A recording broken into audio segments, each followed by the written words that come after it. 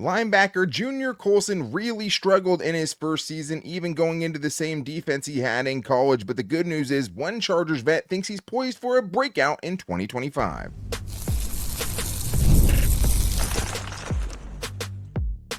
You are Locked On Chargers, your daily podcast on the Los Angeles Chargers. Part of the Locked On Podcast Network, your team every day. What is up, and welcome into the Locked On Chargers podcast. I'm your host, Daniel Wade, joined as always by my co-host, David Droegemeier, and we've been covering the Chargers for 9 seasons. This is our 7th year as the host of the Locked On Chargers podcast, bringing you your team every day. Thank you to the everydayers out there, as always, for making us your first listen. And to make sure that you never miss the show, go subscribe or follow for free on the Locked On Chargers YouTube channel and listen wherever you get your podcast from. David, what do we got today? Daniel, Junior Colson had a little bit of a bumpy first season in the NFL, but we know linebacker is a position that usually takes a little bit of time to be able to blossom. Hopefully he's able to hit his stride in year 2. And we're also going to regrade the entire 2024 draft class now that we have some information. And Joe Ortiz knocked it out of the park for sure. What a great draft he had in 2024. Yeah, man. I mean, I have personally a couple of A pluses after one season, which is really, really hard to do. But they weren't all hits, and there were some misses and some incomplete grades in there too. But it would be fun to look back on that after, everyone's hyped after their rookies, and then you see what they can do in year 1 in a lot of these cases. But it has to start with Junior Colson, because the Chargers are back at team facilities on Tuesday, and we got to hear from a lot of the linebackers, and there was a lot of talk about former rookie, I guess, Junior Colson. I still think of him as a rookie, but linebacker Junior Colson. And the most poignant response when asked about Junior Colson was Denzel Perryman, who said, straight up, I'm expecting a breakout season, which I was a little surprised about. Obviously, Denzel Perryman is a hype man.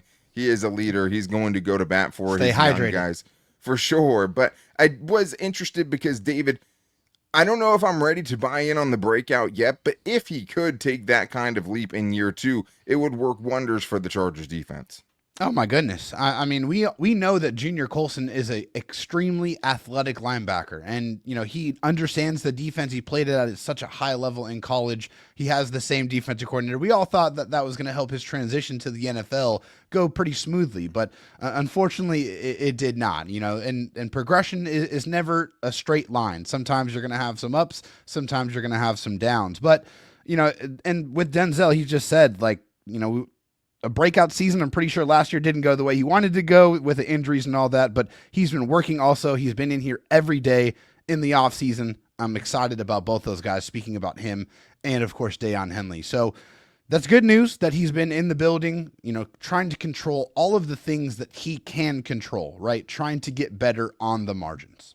Yeah, and linebackers a position specifically where the Chargers have had those test cases, right, with linebackers like Drew Tranquill or Kazir White, guys who take a couple of seasons and then they kind of break out on the scene and everything finally starts to click for them. With Junior Colson, it was very apparent that it hadn't clicked at that point. And that's what Navarro Bowman, when he got to get up to the microphone, had to say, because when asked if Junior Colson was on the same path as Daiyan Henley, a guy who had a true breakout in year 2 after barely playing as a rookie, he said, we hope so, right? Which you could kind of take either way. I mean, I do feel like he's hesitant to fully kind of just give that endorsement because he knows the young guy has to work. And he also said, I look forward to guys fighting for their spots. Junior Colson can have a breakout. He's got to win the starting role first, right? He has to go out there and show what he can do. But he also said that he learned quickly that the transition to the NFL is different and the speed of the NFL is different. But those bumps and bruises will help him along the way, which is just so true, especially for that position, because it's not just guys like Kenneth Murray, first round picks, who have been bust so far, but even you look at guys like Devin White or Devin Bush, 2 really, really good linebackers drafted in the first round, never really amounted to anything. No. It is a hard transition. It's a really hard position to kind of tell what's going to translate to the next level. He was an instinctual freak who never missed tackles at the collegiate level, and we're waiting to see that, but it does feel like there is a sense in the building that he can be better, and the good news is we heard from these guys that he's been putting in the work and the work it's going to take that necessary leap in year 2.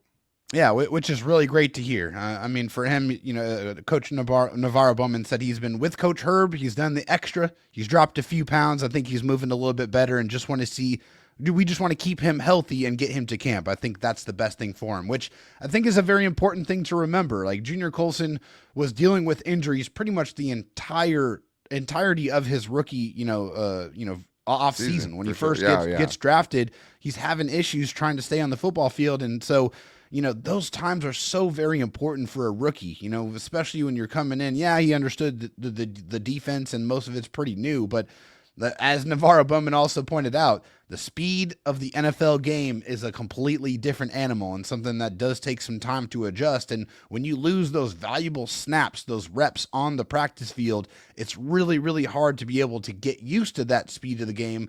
And then when they get to the regular season, as we've talked about many times, it's not about teaching. It's about making sure that you're putting together a game plan to win football games. So a lot of that work that he really needed, he did not get. And so now he's trying to get that work done, trying to get in better shape, trying to make sure that he's in the playbook, making sure that he is locked in so that when he gets back on the field, it's all about playing fast, playing physical, and letting his actual God-given talents and gifts take over.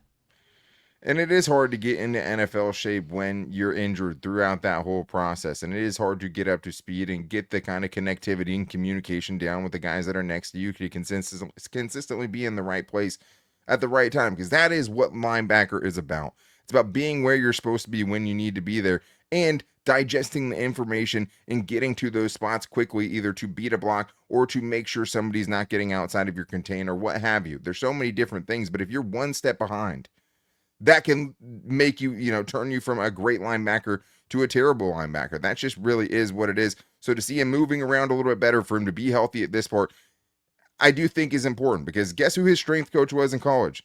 Ben Herbert, right? So you think he's already in shape, but it's just a different level at the NFL level. And I just think that what Navarro Bowman is saying there is we need to get him to camp healthy, because if you want to win time playing as a linebacker, it doesn't start until the pads come on, and that'll be the first chance for us to see how improved Junior Colson really is. Because, David, we're going to be regrading the 2024 draft class today, and if we're going to give our pick right now, if we're only basing it off one season, because that's what we're doing with these draft grades, right? What the grade is through one season, it would be impossible to give Junior Colson a good grade based on the season that he just had, even in limited snaps.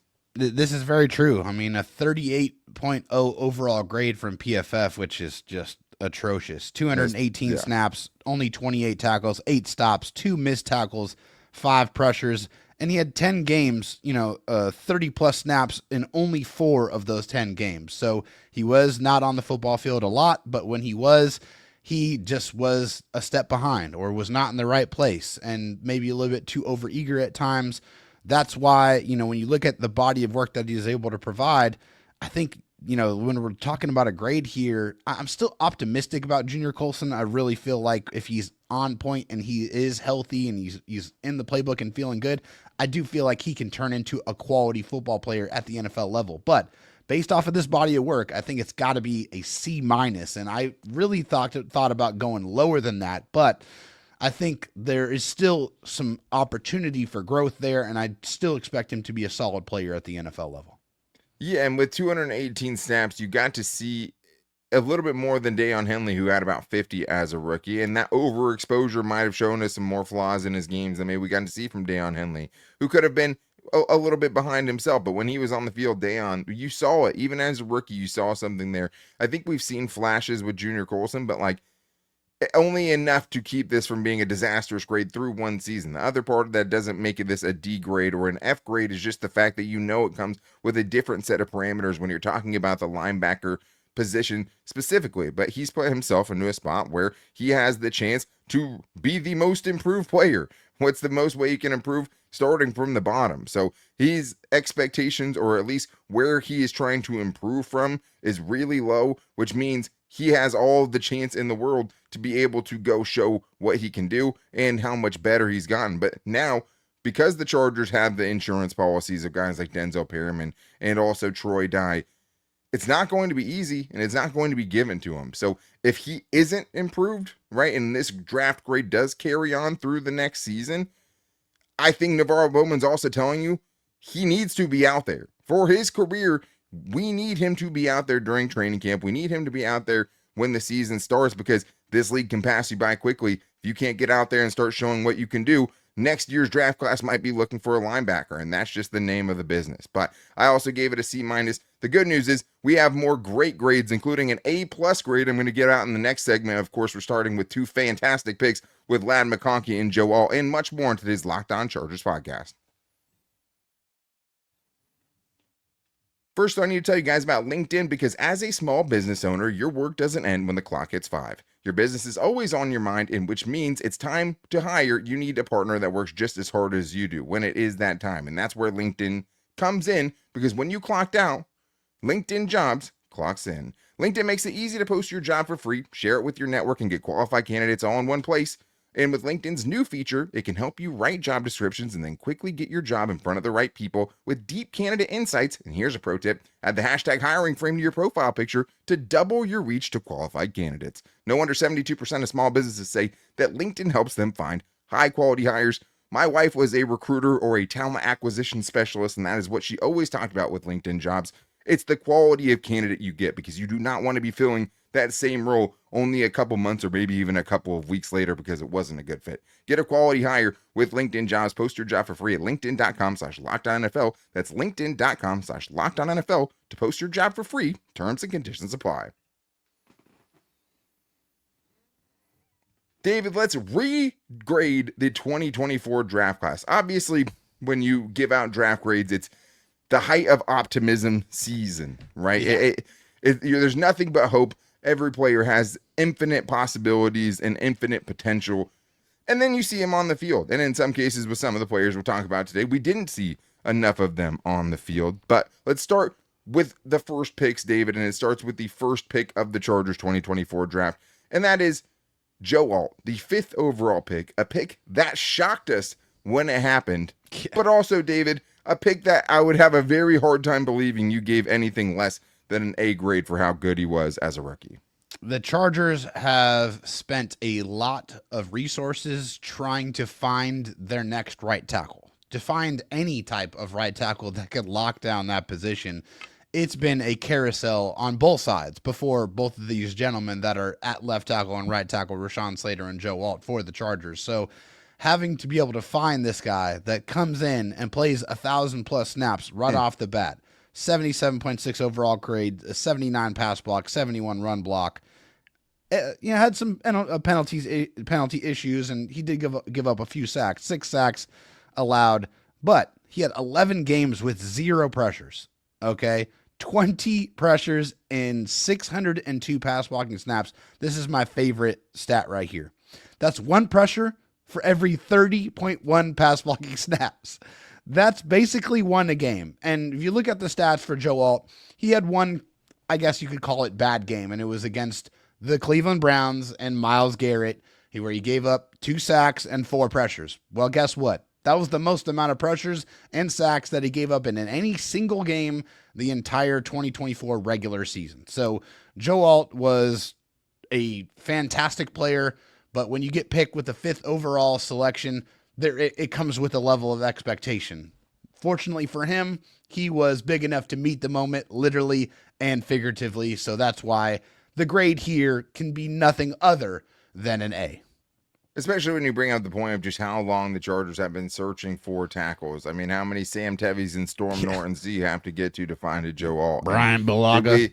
Brian Bulaga was obviously good. It just couldn't stay on the field. And I think the thing is just how many resources were spent, how many big free agent dollars were spent trying to fix something that they could never fix in the draft. And then the Chargers spent a premium pick on him, but obviously hit. And yeah, you passed up guys like Malik Neighbors or, the Brian Thomas Jr.'s, other guys who went on to do great things, but you also were able to get Ladd McConkey in round 2. So you still filled that need with a great player who may even have a better grade than this for me. But Joe Alt gets an A, first in pass blocking and run blocking grades amongst all rookies, first in pass blocking efficiency amongst all rookies with at least 200 pass blocking snaps, 14th amongst all tackles in pass blocking efficiency, minimum 500 snaps. Every team has 2 starting tackles. He's 14th amongst all of them with as many snaps as he had. And also, out of all the 20 tackles that played 600 pass blocking snaps, even though he gave up those pressures, he had the second least pressures allowed compared to all of those other guys. So assuming Rashawn Slater signs, you have bookend tackles with Joe Alt and a easy A to give out because he switched over to the left side, Daniel, and did not miss a beat whatsoever. Switched to the right it was side. Just true. No, like switched over to left tackle in a pinch, right, and played absolutely shutout football with basically no warning at all. Just stepped in and was fantastic. So it's just great value. Sure, and also, switched to an entirely new position for his whole rookie season and ended up still being the best tackle in his rookie class. So he was a great pick, undoubtedly, but not quite as good of a pick as what the Chargers did in round 2, pick 34 with Ladd McConkey. And there's just no other way, no other grade that you can give this other than an A+. Because if you get someone who has a potential to be a top 10 receiver, and you could argue he was that already as a rookie, in the second round, you get an A+, even if you trade up for him. Because if you're going to trade up for someone, you better hit on it. They didn't give up a lot. One of the picks they actually slid down to, they got Tarheeb Still with. It just worked out way too perfectly. And this dude set franchise records for receptions and receiving yards with 82 and 1,149 yards, respectively. And not only that, 11th in NFL history in rookie receptions and 13th in receiving yards in NFL history is what that second round pick did as a rookie. A+ pick, easy money. 10th most receiving yards, period, in the NFL last year from the as a receiver. Like that right there is just unreal production. And he was very, very friendly to Justin Herbert. And that's one of the things that we saw when we were watching tape, especially, is that when he was in college, he was very, very friendly to the quarterback, really did a great job of finding the soft spots in the zones and sitting there and presenting himself to the quarterback. And that absolutely bared itself out when you look at that. Justin Herbert obviously loved throwing Ladd the ball, and it's because Ladd was very, very productive and was just very, very steady all season long. As you said, 110 targets, 82 receptions, 1,149 yards, 14 yards per reception. I think, hey, there's always risk involved when you trade up for a player. You never know if that player is going to be able to pan out, but my goodness, did this pan out. Ladd McConkey was truly special, obviously easy A+.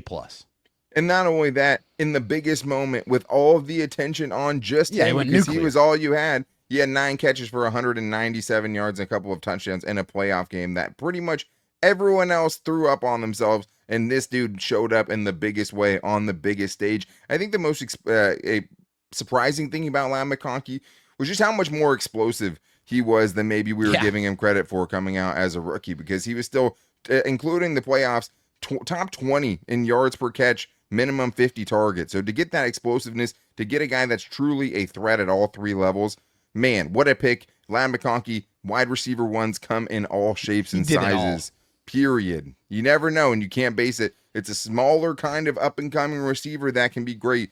There's no better case study than that than Ladd McConkey. Don't judge a book by its cover. Ladd McConkey, a wide receiver 1 and potential top 10 wide receiver again in 2025. Let's go to round 4, pick 105 with Justin Eboigbe. And the hard thing with this one, David, is 26 snaps. What do you do with that? You just... There's no way to accurately grade this. You could say, hey, it should be a poor grade because the dude wasn't able to get on the field, and I understand that too. But you have to give this one, I think, an incomplete just because, hey, there's no real way to even judge him because we just didn't see him.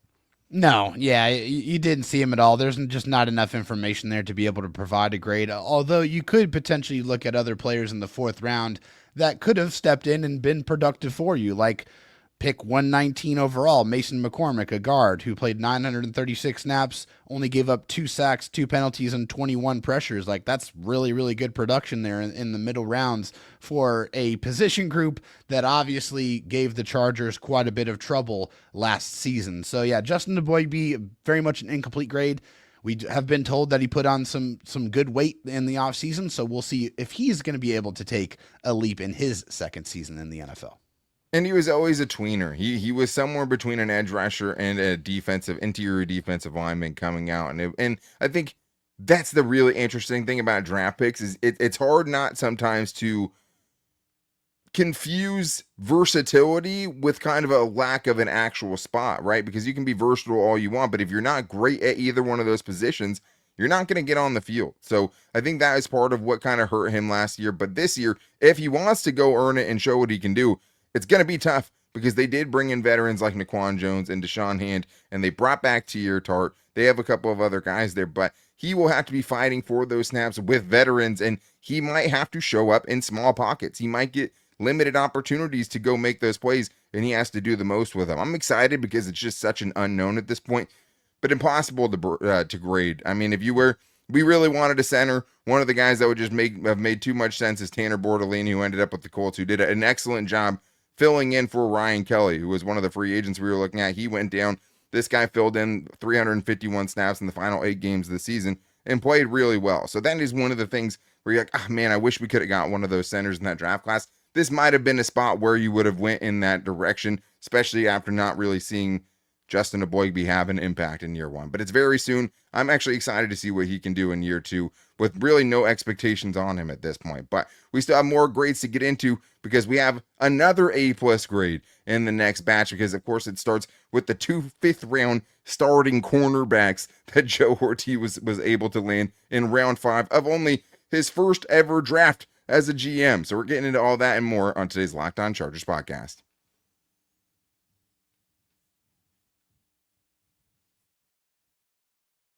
David, we still have more grades to give out as we look back at the 2024 NFL draft class for the Chargers with a surprising amount of just home run picks by Joe Ortiz, which has set, I think, even higher expectations on this year's rookie class. But thank you to all the everydayers out there, as always. And if you guys want to get your thoughts on tomorrow's show, we are going to do a Chargers mailbag because we do have a special SEC guest coming on at the end of the week to talk about all the Chargers SEC players. But hit us up at Locked On LAC tomorrow to give us your questions for this mailbag that we're doing tomorrow, or call into the voicemail line at 323-524-7924 to get your 30-second Chargers question in on there. But as always, thank you for making us your first listen. If you need a second listen, make sure to check out the Locked On NFL Scouting Show with Joe Marino and Kyle Krabs as they make you the most informed NFL fans this offseason, keeping you up to date with everything going on around the league on YouTube and wherever you get your podcast from. David, let's move to the 5th round here with the first of the Chargers' 2 fifth-round picks, picked only a few spots away from each other, but both of them ending up being true diamonds in the rough. A lot of people say diamonds in the rough. When you're talking about that, you're looking for players like a Tarheeb Still, which many teams would kick themselves over for years to come, I'm sure, for not having him earlier.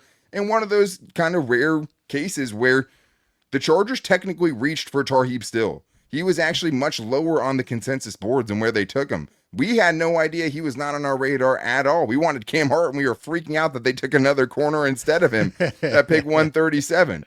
But Dave, when you're talking about what this man did in his rookie season and the aura that he carries and just the ball hawking nature that he has, man, to get that dude in round 5, nothing short of an A+, another A+ for Joe Ortiz's first draft class. Yeah, when they first selected him, I was like, okay, who's this guy? And I watched tape on him, and I'm like, okay, like I like what he brings to the table. I mean, Fell through the cracks. Was a pretty good tackler in college. Like invited the contact. Like he had the ball skills, had the speed, kind of everything that you wanted out of a corner, especially late. You know, you're looking for those traits to see if that they'll translate. And I felt like he had a pretty well-rounded game, and he did. I mean, 74.1 overall grade there with 4 pass breakups and obviously the moneymakers, 4 interceptions in his rookie season.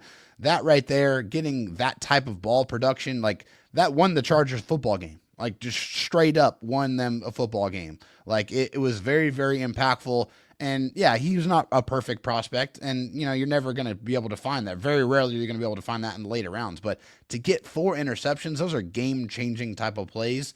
That right there, absolutely A+ grade for me. Tarheeb Still was really fun to watch, and I feel like honestly he's just going to get even better. It'll be interesting. Obviously, he has to improve a few things, but like the one thing he brings to the table you can't teach, because it's not just the 4 interceptions.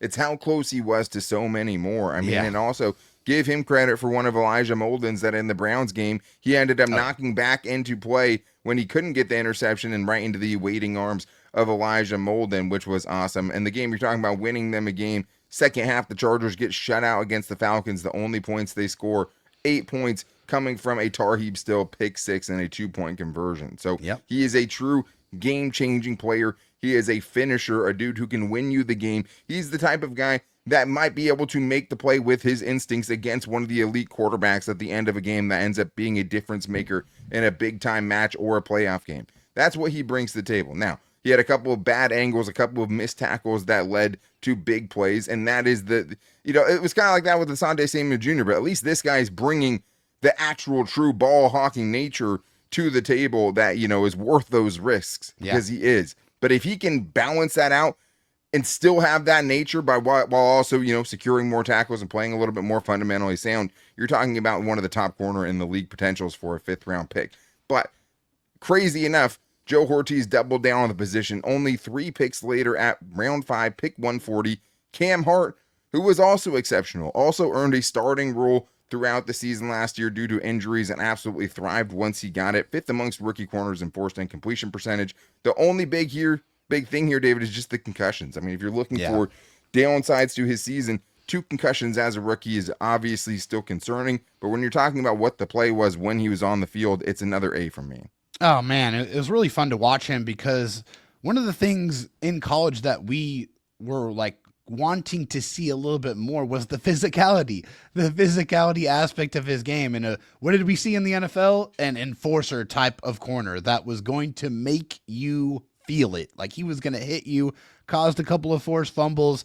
And I think probably second biggest hitter in the Chargers secondary. Oh, yeah. I mean, but behind only Derwin. Derwin James, of course. Who's one of the hardest hitters. He's on top of the mountain, no question. But Cam Hart, he was delivering some punishment. I mean, I don't know, Denzel Perryman might be up there too. I mean, when he's able to square people up, my goodness, the stopping power is unreal. But I was saying in the secondary, though. Yeah, in the secondary, no question. Cam Hart was a guy that was making an impact. I think the ball production probably was in contrast to Tarheeb Still, so they had some kind of skill sets that complemented each other. Tarheeb was able to get the interceptions. Cam was a very, very sure tackler. Only 2 missed tackles the entire season for Cam Hart. So if he's able to stay on the field, you love the length, you love the speed combination and the ability to tackle, all of that wrapped into one. If he's able to grab an interception or 2 and really kind of round out his game, man, he's going to be a really, really good corner. To get these 2 corners in the 5th round for Joe Ortiz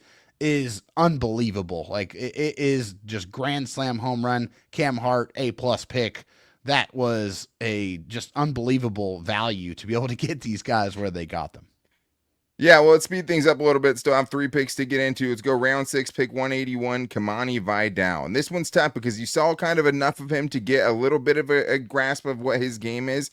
But already it kind of seems like he might be fighting for a roster spot in 2025 too. And that's kind of the interesting spot you get into in the NFL. And if we've learned anything from guys like Isaiah Spiller or Larry Roundtree, if you're not able to show it even in limited sample size, you might not be around for very long. So that's why, based on solely what he did last year, I have to give Kamani Vidal a C. 43 carries, 155 yards.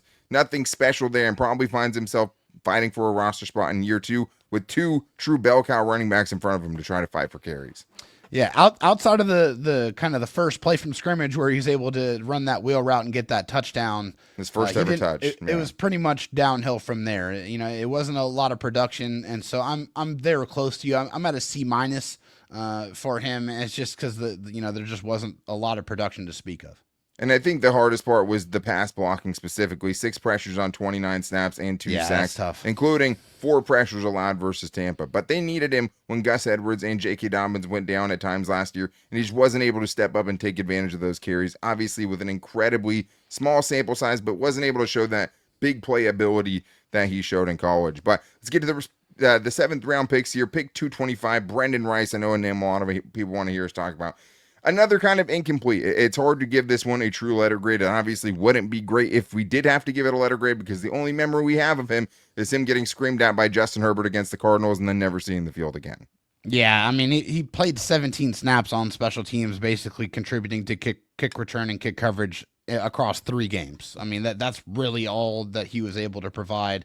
And then, he hurt his shoulder in week 9, was placed on IR, and was gone for the rest of the season. So, yeah, it's an incomplete grade for Brendan. And now that there's a lot more people in that wide receiver room, it's going to be even tougher for him to try to crack this year's 53-man roster. Yeah, I mean, his chances dropped precipitously with the additions of Trey Harris and obviously Keandre Lambert-Smith. So I understand them taking the chance on a dude who fell further than a lot of people thought that he would, and he did have a strong training camp at times last year. But right now, he's very much on the outside looking in on this roster. So, hey, maybe, give it a C for taking the chance. I mean, it's a pick 225 that, would probably be somewhere around there, but really hard to say. And I hope he gets a chance to kind of improve upon the one kind of lasting memory that we have of him. Hopefully he's able to have like a big preseason and kind of make up for that. So even though he can make a practice squad. Round 7, pick 253, Cornelius Johnson. I gave this an F. I don't know what else to give it. I mean, the guy didn't make the team. It's hard to judge Joe Ortiz very harshly on this because it's pick 253, only a couple away from Mr. Irrelevant. But I guess the reason it's an F for me, David, is I think at least with a 7th round pick like that, you're hoping they can at least make the practice squad and maybe hang around in some aspect, and he just wasn't able to do that. He didn't even register a single snap in the preseason. So it's just hard to get on board with any other grade than an F. And hey, this is probably Joe Ortiz throwing Jim Harbaugh a bone, right? Getting one of his Michigan boys an opportunity, but it just didn't pan out. Absolutely. I mean, a good run blocker, probably the best run blocker we watched out of any wide receiver last year when we were watching him. But just way too raw as a wide receiver that it wasn't worth it. But it is interesting, obviously, because they knew him. They knew him well in this coaching staff. So you would think that guy would be able to hang around in some capacity, but he wasn't able to do that. So obviously, 7th round picks, we're saying it's an F, which is kind of a joke just because it's like, what else do you give a guy who just gets cut? I mean, it's basically the Max Duggan pick, and I hate it less than that pick at that time. So that's going to wrap things up for regrading the 2024 Chargers draft class, hitting 4 A's in that first class, David, with a couple of guys who have a chance to really improve their grades next year with a Junior Colson or a Justin Eboigbe, and then maybe you're talking about getting 6 players that are getting meaningful snaps for you out of one draft class. We were hoping to get 2 of those in any Tom Telesco draft class. So we've come a long way, but hats off and shout out to Joe Ortiz, who it also gives you that excitement that, hey, there's going to be some diamonds in this year's class too, because this is a team that knows how to pick them, and we hope that's the case. But that's going to wrap things up for today's show. We will be back with you guys tomorrow with a Chargers mailbag. It won't be normal Fan Mail Friday this week, so make sure to hit us up at Locked On OAC to give us your question there, or at Locked On Chargers on Instagram, where we've gotten a lot of good questions recently, or call into the voicemail line at 323-524-7924 to give us your 30-second Chargers question, and we will try to get it on the show. We have some great buy or sell still. Maybe we'll talk a little bit more about Trey Harris tomorrow, a guy that we're very intrigued by. But we are the only daily Chargers podcast, and you know that we'll be back with you guys tomorrow with a Chargers mailbag, so make sure you guys get your mailbag questions in. But until then, take it easy and go Bolts.